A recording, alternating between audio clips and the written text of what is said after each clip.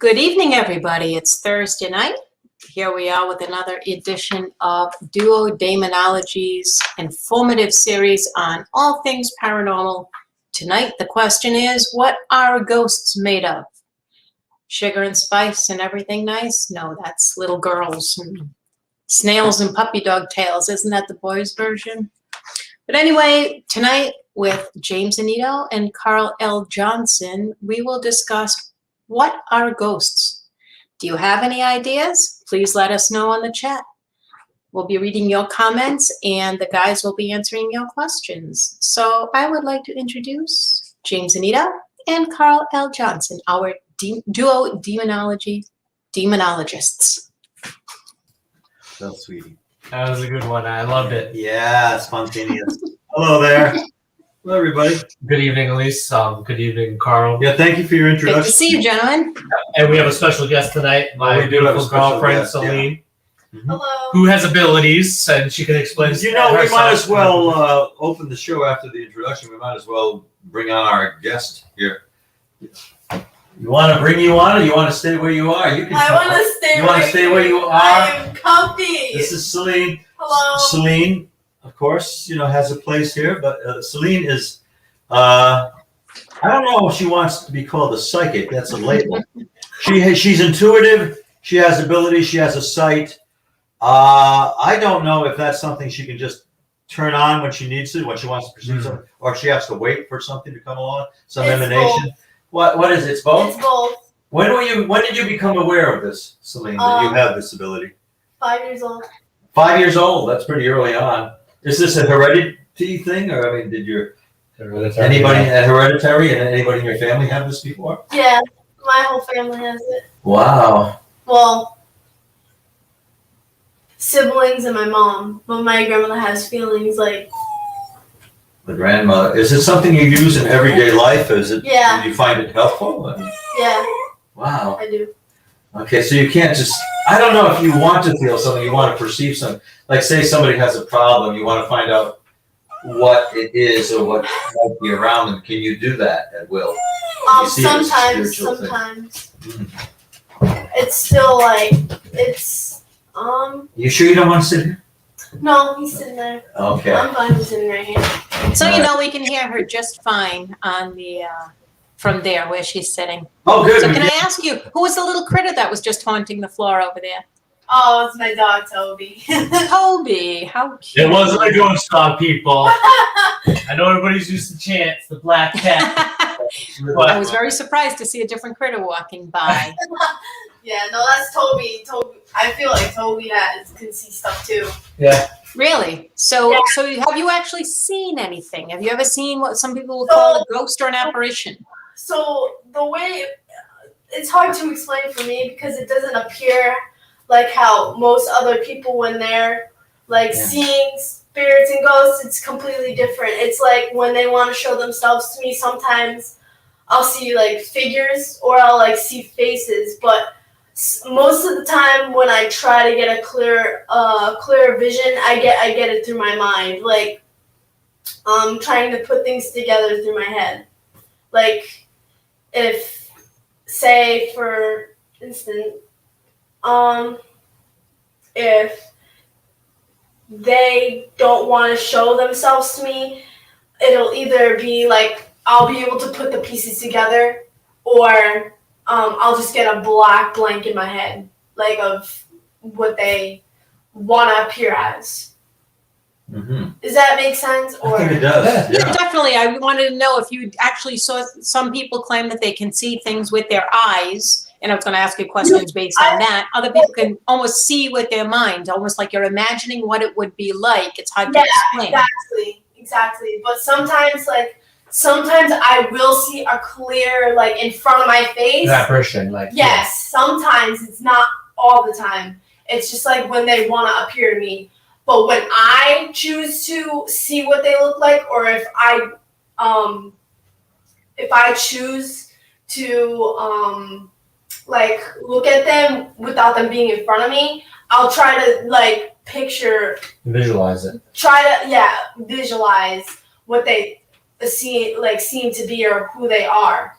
So it's difficult at times because my eye is closed, like it's not Right. fully open as Right. much as it used to be when I was younger, and I'm more of learning or trying to open up my third eye more because I like to help people in need of wanting to speak to or know that they're okay. Really? Yes, like friends of mine will come to me. The ones that I'm comfortable, the ones that won't think I'm crazy or a joke. Like people that come to me that asks for help. Hey, I want to know this answer. I will try to like help them.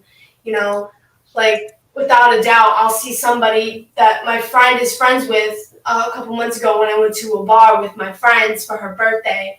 Her friend was really down about a relationship or somebody she really liked. And I gave her a full like reading without even knowing this woman, like this girl. I didn't know her from a hole in the wall. I was like, does he look like this? This. He's having good issues with females and all this. And like somebody recently passed away in his family. And she was like, she looked at me like I had 5 heads. I'm like, I'm sorry. It just came to me and I saw that you were down. You know what I'm saying? Did she confirm it though? Yeah, she was like, you're correct, you know? And I was pretty sure it was a woman, an older lady with short, curly brown hair. She was pale white. She was kind of short like my grandmother. You know, my grandmother looks like. I do, yes. Yes. You know, I couldn't see exactly what she looked like, but I can get a glimpse of who they may look like. Right. Like I can get into detail, but not fully into detail. Yeah, there's still some blur to it. Yes, like there's still a lot more things to reveal that they don't want to show you. Yeah, that makes sense. So within that confines, so one of the major topics of the show, I think we might come off from a different perspective. All have similarity. So with that being said, somebody that I would claim to have abilities. I know Carl does to an extent. I know Elise is developing but hers. it's totally incidental. I can't switch it on and off. Yeah, that's the same. It happens, yeah. But I haven't tried to develop it. So Yeah, that's true, right? But in your sense, somebody that uses it, utilizes it almost on a daily basis, as you said. What do you believe a ghost is? What do you think they're made of? Like, is there energy? And what do you apply as energy though? Like, how do you? What's that manifestation? Do you think it's like electrical? Energy is something you can feel, right? When they come Yes. upon you, when they're near you. Yeah, definitely. Is it warmth? Is it cold? So, I guess it depends. For me, I've experienced multiple different types of energy with spirits.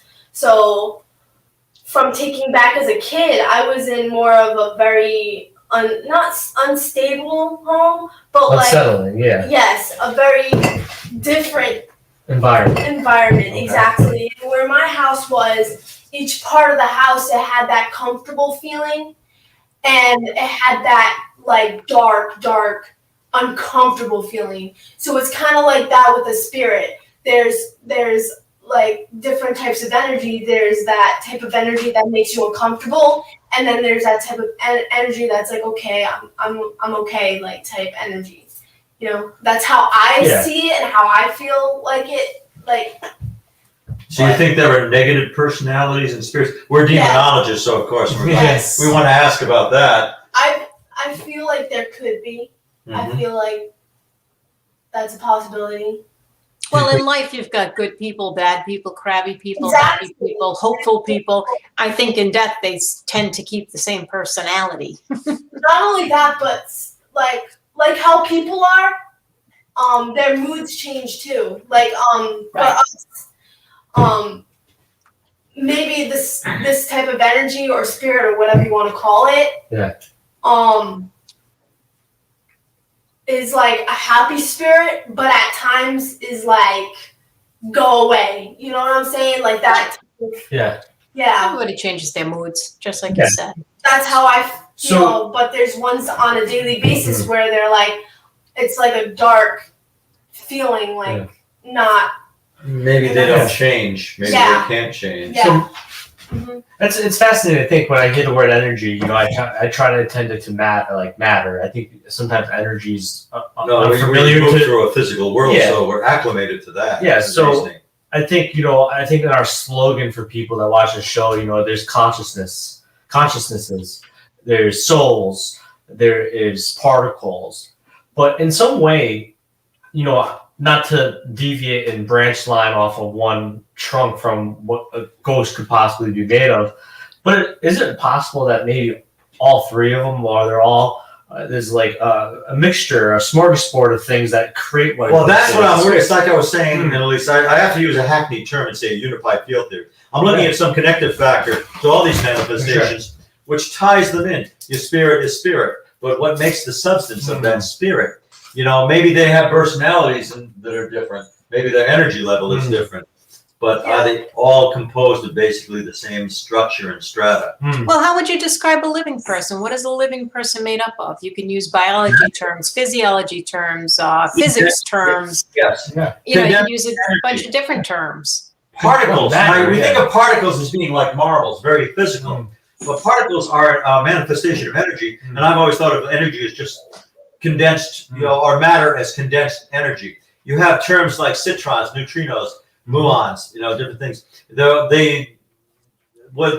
names delineate is energy levels, how they react. Like muons are very good conductors. They're similar to the photons, which are a component, electrons and all that. But and they're gravitons. Which are made up of electrons. We have a lot of that going on in us right now. Yes.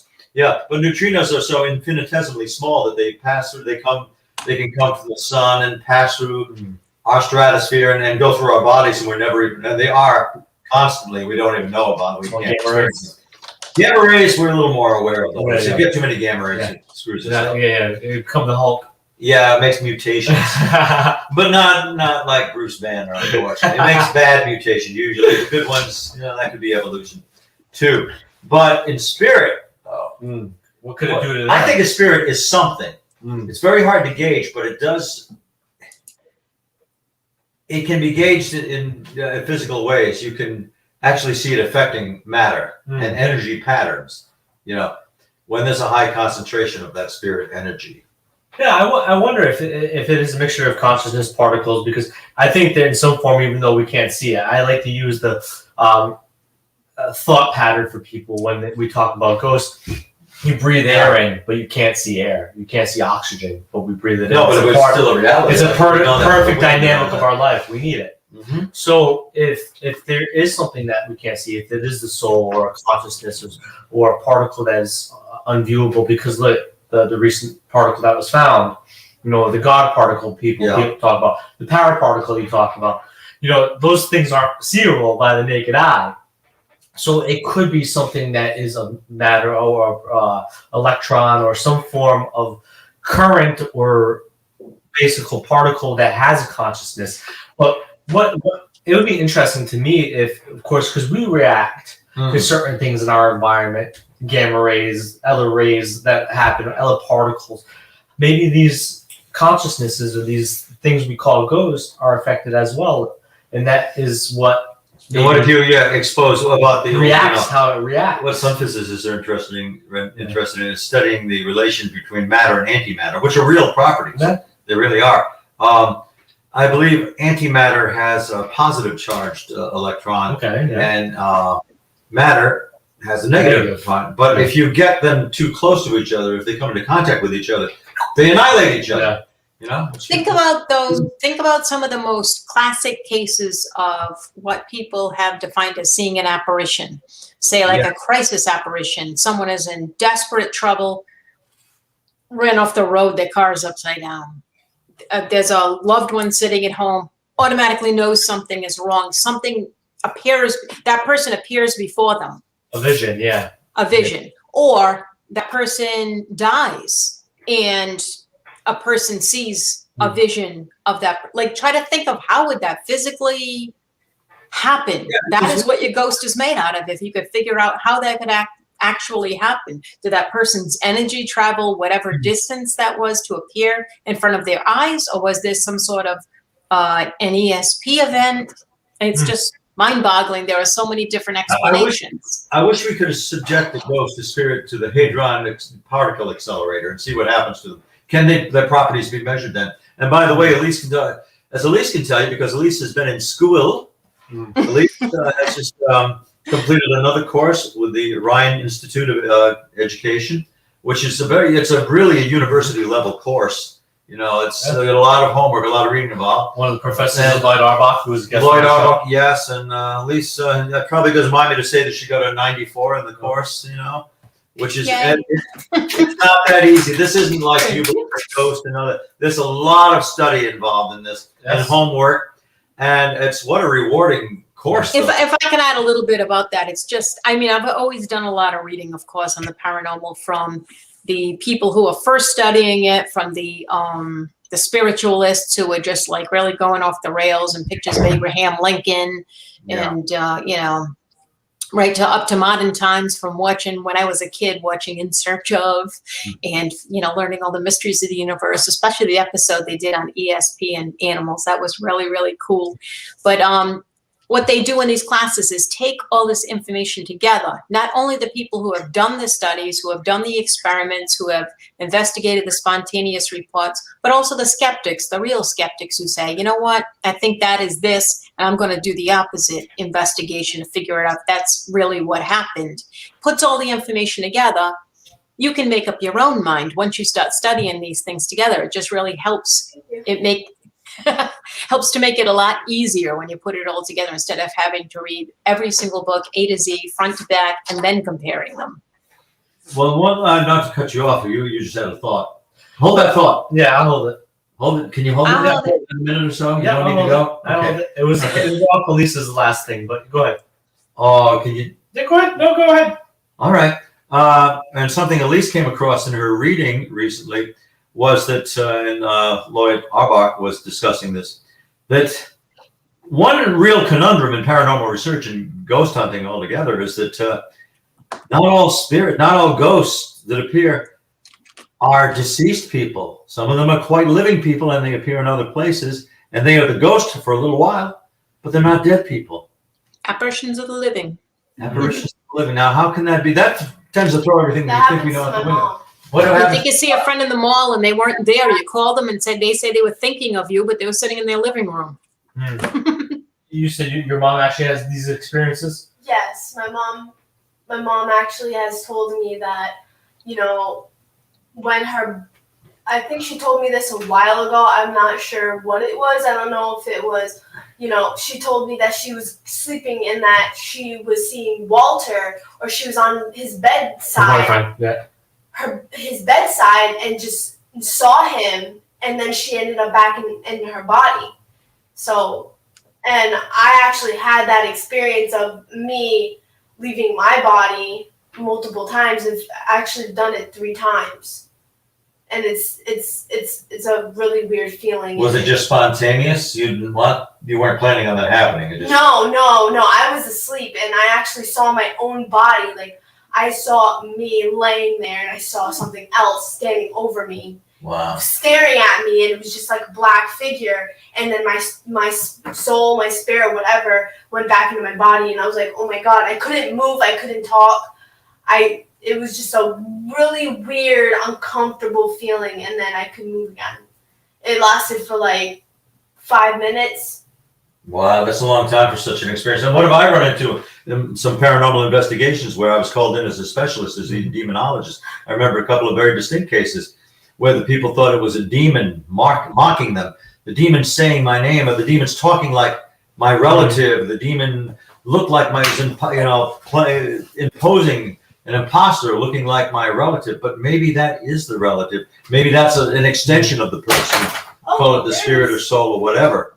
You know, maybe they're bilocating in a sense. Maybe their spirit goes out of the body for a while and then comes in. But they need an explanation, so people say it's probably demonic. I don't think so. Well, yeah, it's in some good form, you know, if like you think about it, if it is a loved one leaving their body, and especially if they were a rambunctious individual, maybe they're creating mayhem in some form, like being funny. Oh, so we're gonna be seeing James around. But no, it's serious though. It's like I always, of course, people know this on the show, that I always like go back to 4,400 years old 440 years ago. Yes. But with Hinduism, if you look at the idea of the pineal gland, like I know I talked about this a lot and brought it up on Lloyd. Lloyd and us talked about it on the show, and everybody else, of course, inserted as well. Okay, dude. And I think if you look at the pineal gland, or how it is said to emit electric signals. If you look at how you meditate, of course, the energy comes out like that. Yeah. Because they would call that the third eye. Yeah. And we always talk about bioelectric fields. So what in some form, if some people are able to concentrate enough and send a signal out, like an antenna and a receiver, and we send enough thought out, and we send a projection of us, of course, and we are able to do certain things like that. To me, it's not really out of the possibility. Like, it sounds crazy, but if we are able to send out electric currents, right? Yeah. Sometimes we call that emotion. We let our emotion Maybe we're off. transmitting it. Yeah, but maybe we can transmit a lot further than we believe we can, and some people are able to do that so much easier. That would be almost a form of psychokinesis, where the mind can do something to affect matter, where you're projecting yourself that you could actually appear in front of another person. Our brains are known to be electric current. It's like a supercomputer, our brain. So you look at how our brain can send out Wi-Fi signals, Bluetooth signals, how it can transmit and receive. Well, that's been borne out in laboratory experiments. You can affect, sensitive instrumentation. You can affect a random event generator, yeah. We see this in the general day. I've always talked about this on many radio shows. If you're a positive person, you go to work every day and everybody's negative, you're going to feel that, and then it's going to change you to a negative mindset as well. So, like, if we can emit that emotion, maybe emotion is an energy. Emotion is our bioelectric field going out and affecting people. Like, we use it in another sense, but if you look at it, if that's a possibility. So that's why maybe ghosts are an electric current or unseeable force that has an electric current. Going back to the origin of our topic, there might be a similarity of why one situation works in that favor, where we're still in our physical body, but we can still transmit. Right. I don't think ghosts are made of electricity, but I think the electricity responds to a ghost presence. Yeah. It can indicate that there's a ghost in the room. Yeah. Well, let me ask you, at least in these courses you've taken, the last one being in field investigation, correct? Yes. Most recent. I don't mean last, because you're going to continue your studies.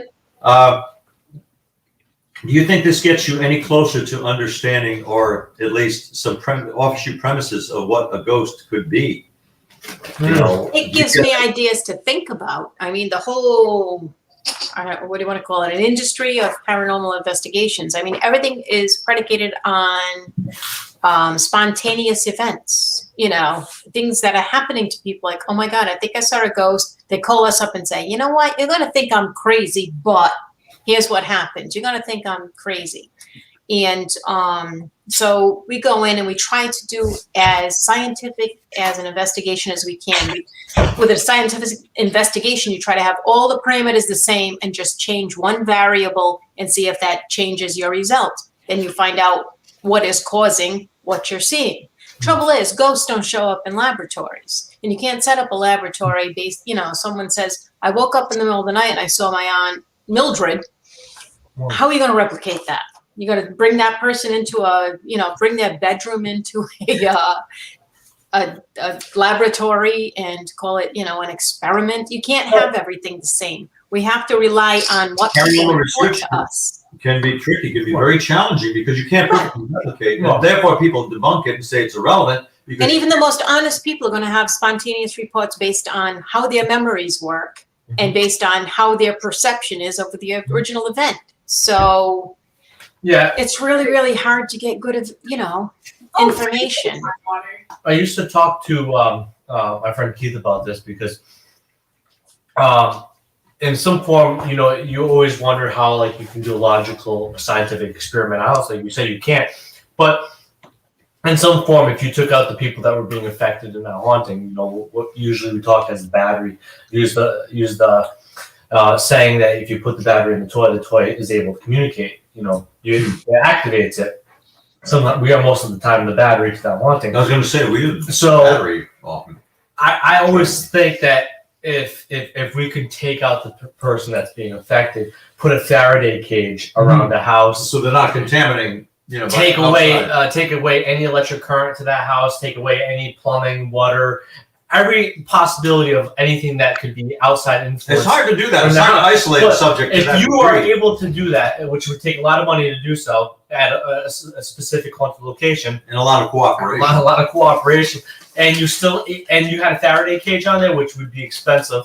But if you were able to do that and you still had activity inside that house, that would definitely be able to, I think. Well, then too, what would you be expecting as activity inside the house? Something moving, some sort of a physical thing, or the perception of an apparition by that person who said I think something like what I predicate as something to lean towards, and maybe Carl as well. Of course, yourself as least. What I would say is that I would have to have a multitude of different things. Like I would say if something was moving on camera, where if your electric current was out, and you could even take yourself out of the picture because we do create static electricity, temperature change where room temperature change occurs. So even if we set up cameras where we understood the output they had and we disabled the Bluetooth and they're all hardwired, some form you would have to figure out how to do that outside generator out of the house to keep the current away. But if you had objects move and you had audio with nobody in the house, being in a Faraday cage where radio signals can't get into the shielded, it shields it. So like if you can get that, I think if you get things moving, voices, of course maybe even if people are in there, some sort of perception. But I think if you get something like that, then but nobody can do it. Like even Skinwalker Ranch, they try but it's a failed experiment. I do agree with all of that. The environment.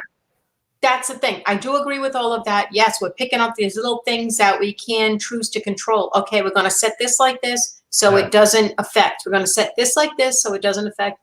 Okay, now we're ready. You know what? These things are happening to people walking their dog down the street. Yeah.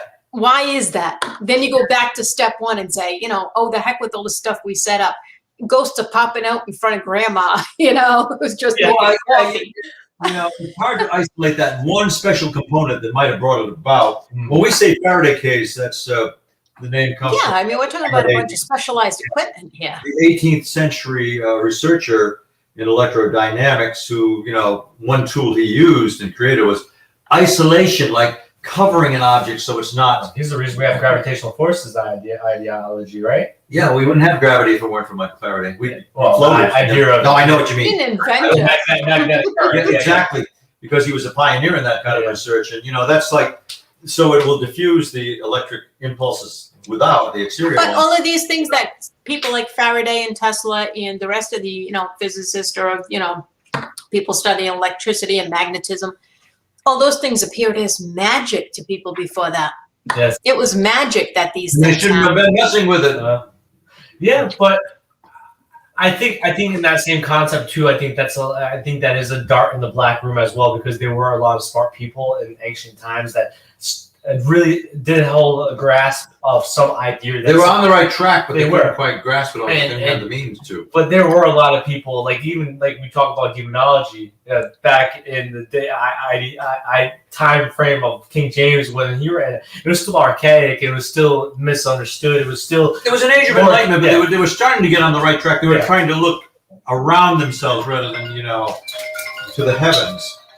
Scam likely, people. Watch out for. Don't pick it up. I think it's blown up by these scam likely. Usually, when I get scam likely, it's my sister. Well, I think you need a warranty on your car. No. Yes, right. Right now. Ready? Hi, my name is Cindy, calling from EU Metro. How are you today? That was a recording. I've talked to her so many times already. Yeah. Oh my God. You started. Yeah. Okay. Now, that was a ghost. That was the ghosty ones. Yeah. Now, what can these particles do that we're talking about? They can go through solid matter. They can sometimes flux in and out of reality. They do things ghosts can do. Now, I don't know if I'd go as far as to call it a theory because it's only supported by the very rudimentary mathematics at this stage, but what I call the paraparticle. I waited so long to publish anything about it. I find out other people are coming up with that name, paraparticle. But to me, a paraparticle, it's something yet nothing. It has the ability, not maybe it will, but it fluxes in and out of reality. So essentially it can morph into non-existence. It's not there. It can't be gauged, it can't be measured. Suddenly it's back again. It's been created again or recreated. It is never totally matter, but it can be pure energy. But there are different forms of energy. It can go into a like an interdimensional reality, which means here it doesn't exist. It's somewhere yet it's not. It comes back and does it rapidly. Yeah. Now that could be the stuff of ghosts because it comes into our reality. Sometimes it's not real. Other times it is. So it's very difficult to gauge. Tachyons can be measured, and like I said, I use the term infinitesimally small. Do you think sorry to interrupt No, you before I could go on and on. But do you think I know there is a lot of natural disaster and occurrence with this, but do you think with some of the things that haven't been discovered, do you think maybe the Bermuda Triangle, do you think maybe there is a sort of level of magnetism there, like because of, they say that how the water moves over there is indifferent? So much of that has been explained, you know, like they found the wreckage and they found how they could have gone. Most of them. But not everything. Not everything has been explained. But do you think maybe that is a location where there is a fabric of time and difference? I Maybe think a that's multiverse, maybe where we talk about portals. Multiverse. Or we talk, Bubble universes. yeah. Or we talk about like same thing about The Conjuring, where Karen Perrin walked in the room, she was the intruder. Do you think maybe that there is a slipstream in some that has to deal with particles? Maybe that brings us. Oh yeah, I do, and it opens up. It invites the possibility of very disturbing realities that somebody could be lost to those other dimensions, and and then they come back. Yeah, eventually. sometimes they come back, sometimes they don't come back. Like you cite the Perrin house, or what was the Perrin house, the farm on Round Top Road in Harrisville, Rhode Island. I think that's kind of a battery and a portal. I don't think that means the spirits are knocking, trying to get in all the time. I think, we got an exit and an entrance. I think it's more that that's a flux pocket that sometimes you get time slippages. That it just happens incidentally, because of where it is and how it's charged. Do you believe that? And is that the same dynamic of what a ghost is made of? I do. Believe I do that they can go in formula? and go out. But sometimes it's essentially to our reality, by our perception, it's not real anymore. Yeah, it's in its own dimension. So to us, it's not real, but it can come back. It can transcend that barrier. Interesting. And maybe they can be lost to our reality. Sometimes things just disappear. Maybe that's now, I think when we contemplate these great mysteries of the universe, which mainly are based on observable fact, that like strings, string theory. Yep. That there are great strings of for lack of a better term, energy. Yeah. That run through our universe, and they're responsive, like plucking the string on a guitar. And some of them are very tiny, so tiny they really can't be measured. Others are maybe the width of a galaxy. That they go through our space, and you think of things like that. And perhaps there are multiverses, they call them, and they're all in their own containment, their own bubble. And sometimes they collide and they annihilate each other, and then you get another big bang. When you think of stuff like that, I think it's pretty light stuff to think that a house can be haunted. Yeah, right. Images of persons that lived before or maybe are living now, and they appear and disappear. That's pretty light stuff. Yeah, I think bigger mysteries. I think that the equation of what a ghost is made of is maybe a little bit more easier pill to swallow than what truly happens. It's frightening. It's terrifying. But it's awe-inspiring. But I bet you have to consider what's happening in that spontaneous report too. If it's just you've got the same person, say the proverbial woman in white that's walking through your kitchen every day at 4 o'clock from here to there, 4 o'clock from here to there, they're not going to answer you. That's not an apparition. That's not somebody who's that spirit of a deceased person who's bound to roam the earth. That's just a recording from a live person, not from a dead person. Recording of when that person was alive, maybe something traumatic that happened, something memorable that happened, and that is why they keep doing it over and over and over. So that's not an apparition, that's a haunting. Well, that has something to do with, of course, the idea of implanting our emotion or energy or electrons, however you want to interpret it. Whatever you want to call it. You implement it because it's the same thing you do over and over again. Like, Tom D'Agostino Right. refers to that as an atmospheric haunt. That's repeated. Right. Or a high energy one time, appearance. You see the guy being shot over and over, because he was killed instantly. Right. And they Had replace that last second of panic. enough to imprint on the ether. around It's an emotion. It's Yeah. an emotion in that. Get this, sometimes a residual or atmospheric haunt, if they're replayed with sufficient frequency, they start to become aware of us. That shouldn't be because it just imprints, that's what I was taught at first. Well, But after a while, I've heard accounts, and I've experienced accounts where actually, after a time, these repeats, these time slippages, these impressions in the ether, sometimes they turn and look. They become aware of the person. well, I wonder if that is because if you look at what we've talked about in the past, maybe if you observe it, if you acknowledge that this is occurring, maybe you create a consciousness within that residual haunting that allows it to have some sort of acknowledgement. Maybe you are able to create an ideology of like the Philip experiment, but within the residual haunting, because that was once a personality. And Maybe you're giving it its life. So maybe you give it back awareness. its life, its awakeness, and you give it a consciousness where it's allowed to then observe, Well, which that's is interesting. the apparition, if you will. I don't know what the correct term would be. The ghost. The manifestation. Yeah, we don't really have whichever. technical terminology for these things, but the repeat ghost that I used to see in my parents' basement when I was in my teens, at first just seemed to be a classic residual. It would walk by me. It would move things around like a poltergeist. I'd hear it, see things move. Then it would become eerily silent, and then I'd see the apparition, this form of a woman walking by me, and she'd just fade into the shadows. But after a while, she looked at me. She turned and looked at me. And then she was aware of me. I could see the awareness. That's interesting. So did she become that? Did she become aware? But in that process, did you give her more thought though? Did you give her more awareness? I gave her a lot of thought when I was looking at her, yes, because I had the time to You realize I understand was what I'm saying? looking at No, her. do you think maybe that you were part of giving the ability for her to acknowledge you? It's impossible for me to say because I didn't sense that. Yeah. I just knew she was looking at me. Maybe. It's pretty interesting. Maybe. Could be. That she started to look at me, and after a while, sometimes like there was a famous Civil War scene that was replayed, and the people in the operation theater, the old army hospital.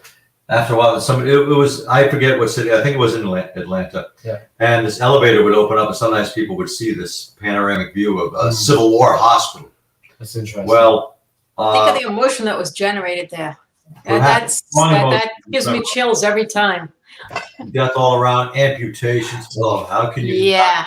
But at least one occasion, the living observers saw the elevator door open, and the people, the physicians, the nurses turned and looked at them. And the Hornbein School in Rehoboth, Massachusetts, usually people who have seen this happen will look in their windows and they'll see a scene out of the 19th century schoolroom.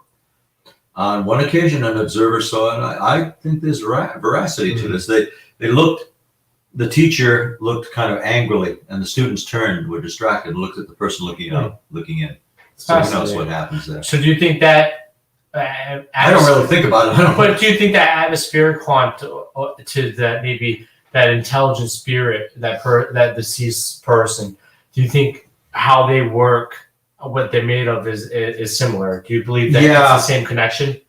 I think that chord, maybe less current. I think that proverbial chord was struck and resonated, Yeah. and that the person just happened to be at the right time of flux to observe that, and it was strong enough and potent enough that the person the impression was strong enough that they actually, both realities melded for a while. It's pretty interesting. I think the students and the teacher of the 19th century actually did see somebody looking in the window, disturbing their class, and it was the observer.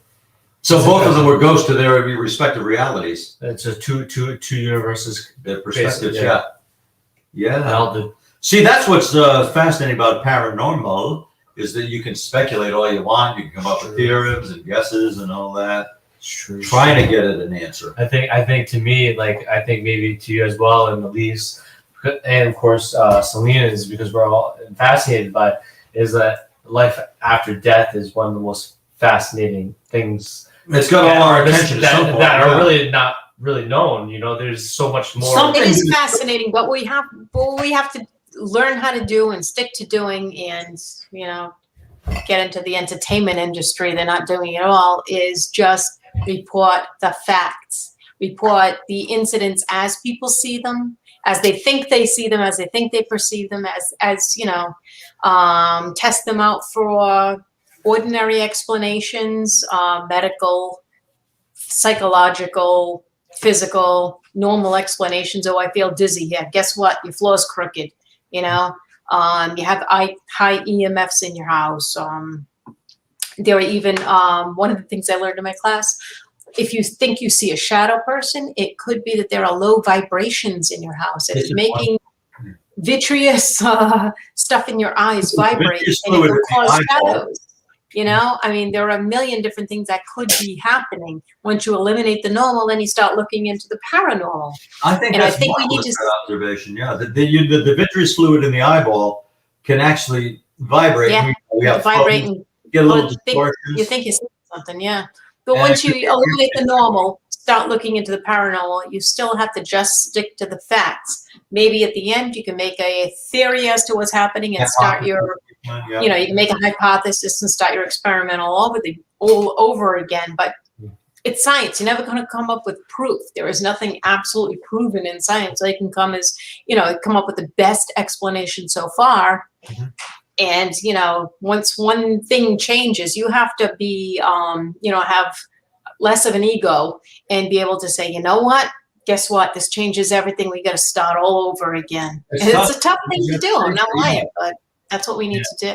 Well, of course, I think one of the things that you're talking about is like the Charles Bonnett syndrome, which is fascinating, which is, of course, with sight, and it makes you see stuff. But, of course, there's it's documented. You can look up like people that dealt with hauntings that really weren't to be hauntings. And one of them was like the snake haunting.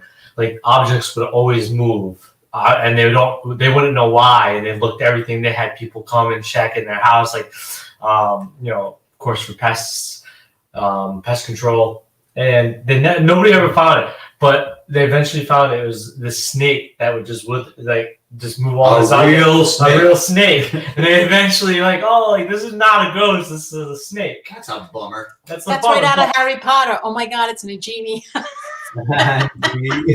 But seriously though, people jump to the conclusion of a haunting or a ghost.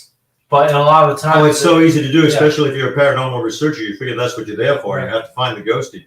Well, we had an excellent field training ground in Old Slater Mill site because it was just a smorgasbord of paranormal phenomena. You had things you could explain, and Elise had a field day with this because we were at we would do these ghost hunts, these paranormal and some serious paranormal investigating at Old Slater Mill site, the stronghold built in 1793, the seat of the American Industrial Revolution. And we'd have ghost hunt at night. The lights were dim because that's what dim or off because that's what people wanted. Yes. You're walking on 1793. You're walking on old floorboards, probably not redone since some of them 1912, some of them the original floorboards. Now, what did you feel there, Elise, when you were assisting me with the ghost hunt? You were helping me direct them. In fact, I really didn't feel too bad. But well, people were there. They were never there at night. Those people worked there. Nobody was there but the night watchman. Right. They weren't walking around in the dark. And as far as legitimate, what I was convinced was legitimate paranormal manifestations. I saw as much phenomena, if not more, during the day. I think more during the daytime because I was there more in the daytime. Just as many disembodied voices, fleeting form moving by, objects moving. Why not in the daytime just as much? We proved more ghosts walking around that place by not saying a word than we did by saying anything. People would talk themselves into it. And if people asked for an explanation, we would give them an explanation. Ooh, what was that? That was the radiator. It's cold. The heat came on. They would choose not to believe it. No, they would say, no, that wasn't the heat. Okay, it wasn't. Whatever.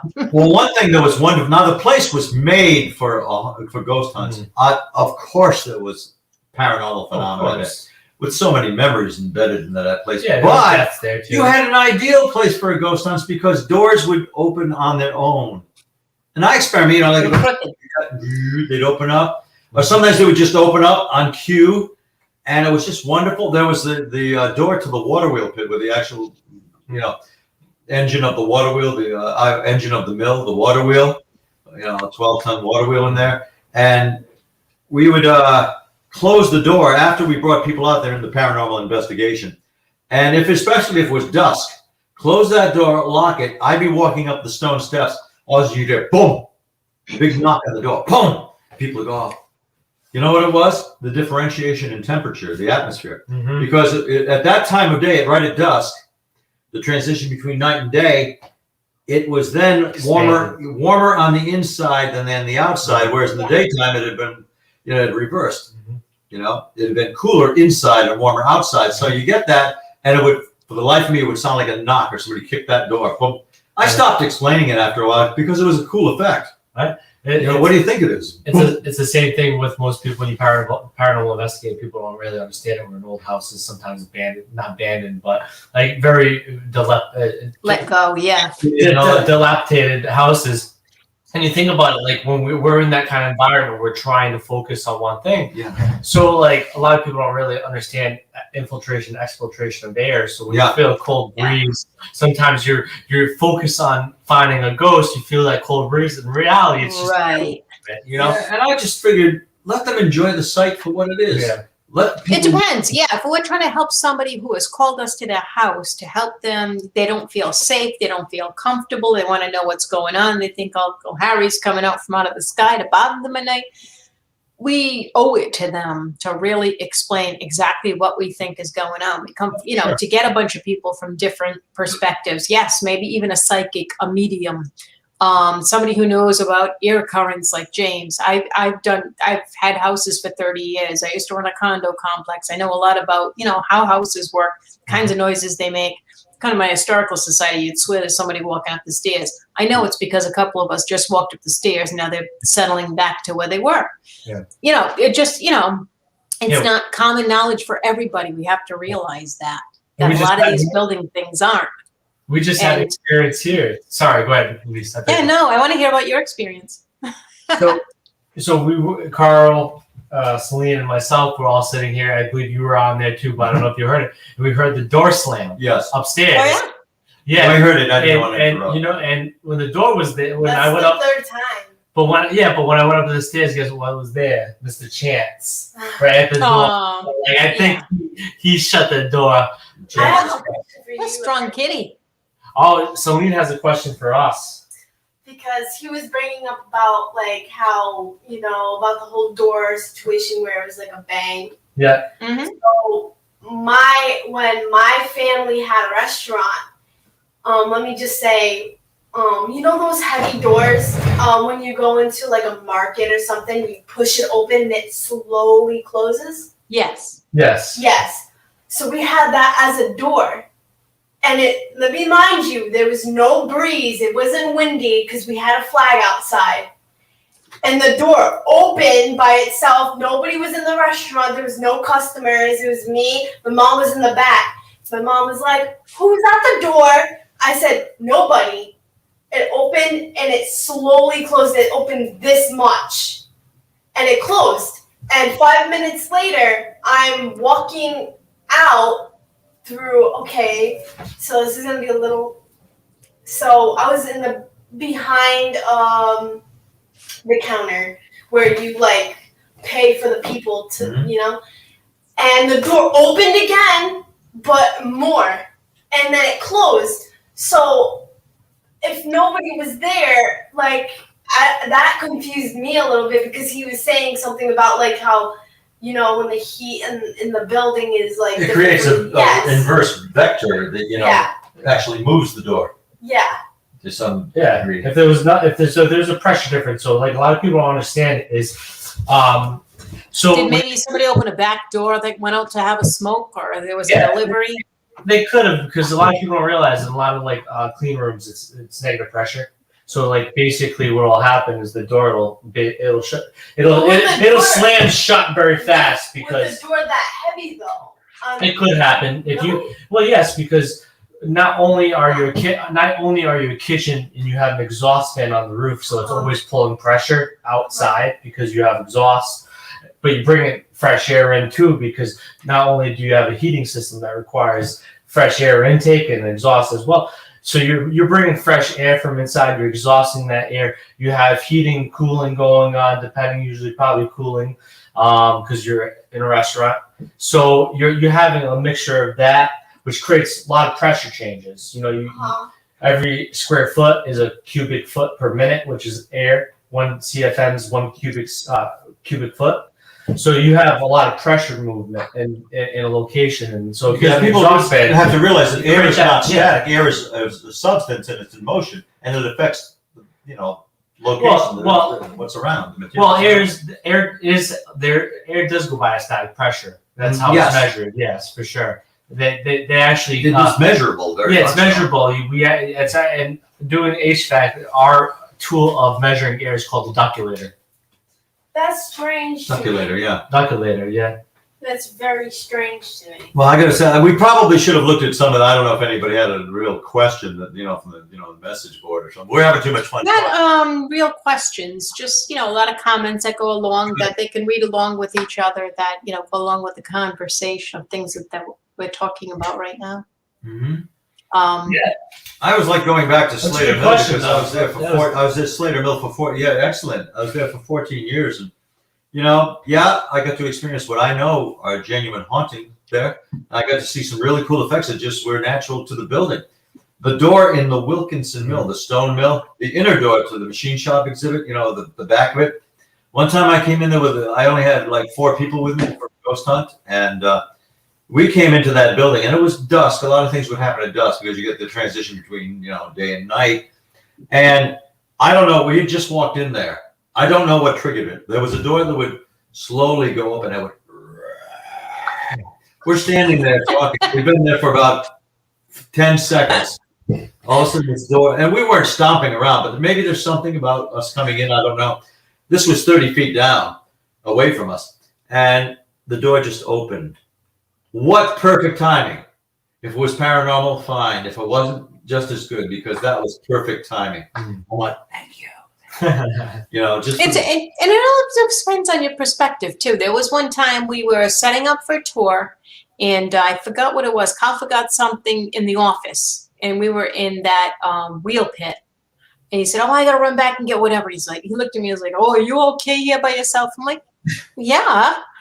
So I just sat back and I closed my eyes. I was just waiting for him. I'm like, "Oh, everybody sees the shadow in here. Show it to me, you know." So I just closed my eyes. And I sat and I was waiting to get scared. Nothing happened. He hadn't come back yet. I opened my eyes. The lights had gone out. So I was like, wow, check this out. Oh, you did. All right. So I waited. The lights came back on. Carl came back. He's like, did anything happen? I'm like, apparently the lights went out while I was here. I guess it depends on your perspective because I wasn't afraid. I saw the lights out, and it was just as dark as when I closed my eyes. So now, is that psychic or what? That you just happened to close your eyes right then? To one person's perspective, that's a power short. To another person, I thought I'd want to feel what's going on. So I thought, you know, that's what I do. You know, I close my eyes, I meditate. You know, I wasn't in a deep trance or anything. It was just like, oh, I just sit here, close my eyes, and relax before the people come for their tour. but you did it. You made it happen. How did you do it? You did it. Yeah, that's it. Right, you're going to tell me that's chance? That's by coincidence? Yeah, I think it was chance. I think it was, I don't know. You know, we asked the maintenance man. He said, no, I hadn't had any problem with that bulb. I don't know. But I'll tell I you, just wanted to say hello. I maybe guess so. another time we had antique crutches up against the corner, like, you know, to show that people would go back to work if they were hurt, you know, in the, you know, 19th century. And boy, one time we brought a group in there on a ghost hunt, and the first couple came in, and those crutches flew out of them. However, I noticed they were kind of at an angle before. I said, I'm not going to straighten that out. Whatever happens, happens. They, you know, like, so you could like stomp the floor and they would go over. So I don't know if they just fell over on their own, but the people interpreted that as the. Think about real life. how often do the same things happen over and over, except for the sun rising and setting and, you know, an alarm clock that you set going off at the same time every day? How often do the same things happen over and over in nature? Why do we expect them to happen over and over in whatever we're waiting for? Mm-hmm. And then, well, there were 2 instances when we came in on the ghost hunt to the machine shop exhibit. It was actually built in 1810. This was a working machine shop at, you know, in times past. And on 2 occasions, and we had guests coming back that were eyewitnesses to this, I said, all right, we have, you know, I would try to mild provocation and provoke the spirit. I said, we have brought women and younger folk into your mill. I realize that's a violation of mill protocol. So if you want us to clear out, just let us know. We'll leave anyway. We'll just leave a little faster if you tell us. Twice when I had said that, a spike, and I mean a spike, flew across the room, just propelled itself. Ding, ding, ding. I said, ladies and gentlemen, we're leaving now because that's what I said. Now it's tempting to stay, but we said we'd clear out. We're going to leave now because that's what we told the spirit we'd do. And that happened. So for the rest of my time at Slater Mill, I left the spike there. It happened those 2 times. I don't remember it happening any other time, but I left the spike there just in case our spirit wanted to throw that. And 3 times I saw the shadow person in that Wilkinson Mill. You know, we saw him downstairs. You would actually occlude the light, you know. But that's only after we started throwing him offerings into the water pit, glass pebbles, like paying the ferry over the river, over the river Styx. You know, we give him a little ferry, you know, a little fare. We give him his token. So, you know, sometimes the magic works and sometimes it doesn't. Hey. You know. See, that also brings me back to the, you know, to wrap it up. Maybe it's a little bit of consciousness too. You acknowledged it. You communicated, gave it all. I wanted to show appreciation. So in that same form, you were able to see it. Maybe let you see it now because you were gracious to give a gift. I think so. I was responsive because I always had good relations with the spirits. It's interesting. You know? I hate to tell you guys this, but we have like 1 minute left. It's 8:59. All right. So at We least picked a good topic. at least you have anything to say. You have a lot to say, don't you? I always have a lot to say, but no, about what are ghosts made of, I really don't know. I don't know if they're created by our minds. I don't know if they're created by something else. I don't know if they're just a memory, a leftover of something that we were. I don't know. I think they're quasi-physical. That's all. But I mean, let's Celia, I was going to ask you. I was going to say, I'm ladies literally first. just gonna stick with what I said. It's basically energy. Okay. Energy that can be transmuted, energy that can be responsive to people's emotions, like energy that has personality sometimes. Okay. Yeah, when they choose to, or when They choose to. All right. Do you have anything, James, to wrap this up, or? I was just saying. I think they are something. What do we know about a ghost? Yeah, maybe they occupy space, maybe they don't, but they are particle. They are something that can be gauged and measured. We just have to figure out more sophisticated ways of doing that. But I think they're particle based. Yeah, I'm a mixture of both. I think that they could be energy. I think they could be quasi-based, and I don't know is the best answer for me as well. Particles, tiny marbles, very, very tiny marbles. They exist. Something exists, and we will find out maybe one day if we don't find in our lifetime, and maybe we'll find out when we're dead. Right? Something exists. That is a good wrap up for what we've been trying to prove here. That's what we came up with out of all this explanation and discussion. It's an enjoyable show, I will say. I want to thank everybody that was here on the chat, and even those who didn't participate in the chat. Sorry I didn't really get to put. There were no real questions. You all had a lot of good comments and speaking to each other. That was a lot of fun to read. And please tell your friends to tune in and they look us up on Facebook, and they can watch this broadcast from tonight. And I want to thank James, and I want to thank Carl, and I want to thank Celine. We had a great time tonight. And if any of you who are watching have any ideas for future shows on some Thursday night, just drop us a line, let us know something that we can talk about, answer questions. I don't know. Whatever you want to see us do, let us know. That's why we're talking about what a ghost made of, because that's what somebody wanted to know. It's one of our. Somebody wanted to know what ghosts are made out of, so we could did a whole show. that. Yeah, we might All have. right. gave the definitive answer, but we came closer to understanding. We have. All right, well, I'm Very many more Johnston there in questions, Cranston. I'm going to say goodnight from all of us to all of you that are watching our show tonight. Thank you for watching. Hasta la vista, baby. Good night.